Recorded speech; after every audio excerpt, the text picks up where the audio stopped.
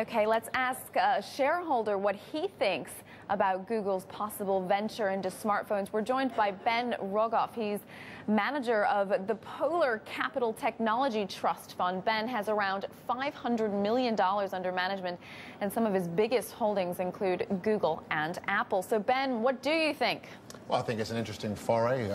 Obviously, there's an inordinate amount of speculation and excitement about the launch, and given what it's CES this week and today, and there'll be lots of announcements from other vendors too. But yeah, it's interesting to see an internet company going into the making of mobile phones. For what it's worth, as a big Google holder, we have relatively modest expectations, and I think that this is more of an R&D project for the company rather than a very serious commercial venture. That being said, it's very good news for the advancement of smartphones as a percentage of mobile phones in all. Shouldn't you be careful of underestimating Google? Well, I think they're a fantastic management team. They've done a sterling job. They defied the critics when they first came public to no fanfare that was very modest compared to what we're getting ahead of Nexus 1, if that's what it's going to be called. No, I'm not underestimating them at all. It's just that this is a giant in the advertising world, and the reason that we own the stock is primarily because less than 10% of US advertising is done online today. I think that number is set to continue to rise, and that's why we hold the stock. If there's some upside associated with the phone, well, fabulous. What about the impact that a phone from Google would have on competitors like the iPhone?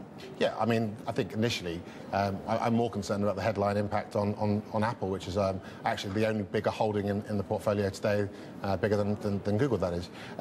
I mean, the impact, in theory, should be bad for Apple if it's a very decent handset, and Google's been working on this one for a while, so we'd like to think it's going to be an interesting one. It's going to have some kind of wacky apps on it, I'm sure. One of the things that bloggers are talking about is a thing called Google Goggles, where you can use the phone to take a photograph of something and effectively use that immediately to search for that product. That could be pretty wacky.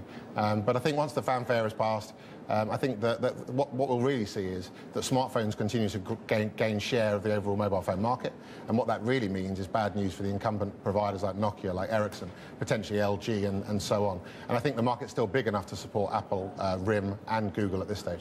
There are a few more concerns, aren't there, with regards to Apple, because we haven't had many major announcements from them recently.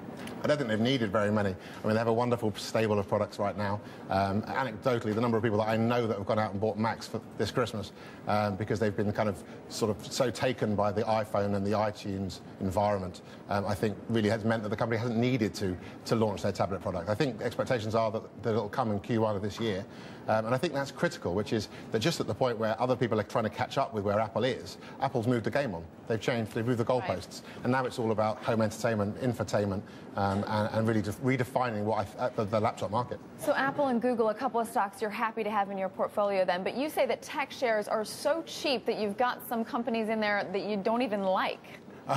Well, I think there are some. I mean, tech stocks still look pretty reasonable in aggregate, and if you look at the premiums associated with the sector over sort of a 20-year view, we're somewhere below average, and I think that's pretty intriguing, given that there's a new cycle unfolding. I mean, there are some stocks in there that you're alluding to, things like Nokia, where we think structurally the company has issues, but if you believe it can never get back to a full margin, looks pretty cheap. We don't, but it's a pretty small holding. And there are some other companies like IBM and Hewlett-Packard that trade below market multiples.